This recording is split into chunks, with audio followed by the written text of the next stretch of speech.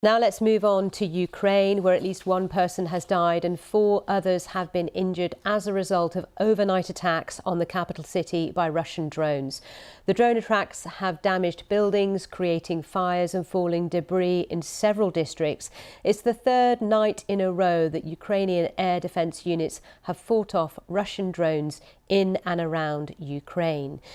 In the meantime, President Zelensky is saying the NATO summit had put Ukraine firmly on the road to membership of the alliance. In his nightly video address, he said G7 leaders have provided Ukraine with long-term security guarantees, which it had never had before. Sounding a more positive note than in earlier statements, he said the summit in Lithuania had removed any doubts about whether Ukraine would join NATO. Here's our security correspondent Gordon Carrera with more on the outcome and reaction in Ukraine to the NATO summit. The reaction here in Ukraine to the end of that NATO summit in Vilnius is one of muted satisfaction rather than celebration. There is a sense that they achieved some of what they wanted, but certainly not all of it. There were promises of more weapon supplies. Some of those are important, like the French longer-range missiles, also fighter jet training and longer-term security guarantees, including from the G7. Those are all considered important, both in the short term and the long term. But on that crucial issue of NATO membership, Ukraine certainly didn't get all that it wanted.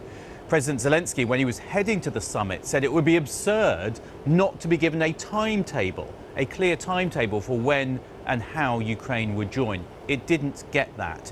What it got was a commitment that it would one day be a member if all other members agreed and if certain conditions were met. It's being phrased on the NATO side as if this is a step forward because one step, the membership action plan, has now been removed from the requirements, but there's still no doubt there is a pretty significant hurdle really, still to be got over by Ukraine before it can become a member. And of course that membership is viewed as very important here in this country because membership would give it a greater degree of protection. And the concern is really all along that the weapon supply is important. It's vital in the counter-offensive that's going on at the moment. But in the long term, after this conflict is over, deterring Russia in the future would require something like NATO membership with its defensive alliance and the notion that an attack on one is an attack on all. That's what Ukraine really wants. It didn't get it at this summit. There's some hope from officials I've spoken to that they might get it at the Washington summit next year. So satisfaction, but certainly not really celebration here in Ukraine. Gordon Carrera there. Well, we also got analysis from Dr. Mitchell Wallerstein, a foreign policy expert with the Chicago Council on Global Affairs. He told me how he thought the summit went for Ukraine. President Zelensky has a lot to feel good about regarding the outcome of this summit. As your reporter indicated, they got extended security guarantees. They got a commitment from the G7 for significant increases in the amount of munitions and other resources that they're going to make available. And they got a long-term security commitment.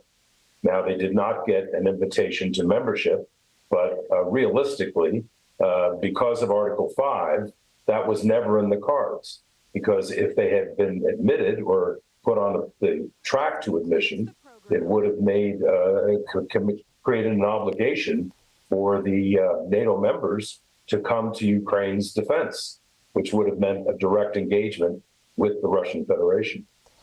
As this NATO meeting came to a close, US President Biden was at pains to point out the unity within the alliance and how crucial this meeting was and the strong message it sends to Russia.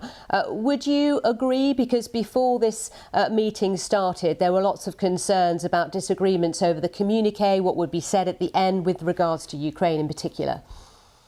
Yes, I think this is actually sort of the culmination of Vladimir Putin's worst nightmare, because everything he was trying to accomplish, beginning with the attempt to take Kyiv in a few short days, which was an utter failure, the rest of it had to do with trying to fracture the alliance and weaken NATO.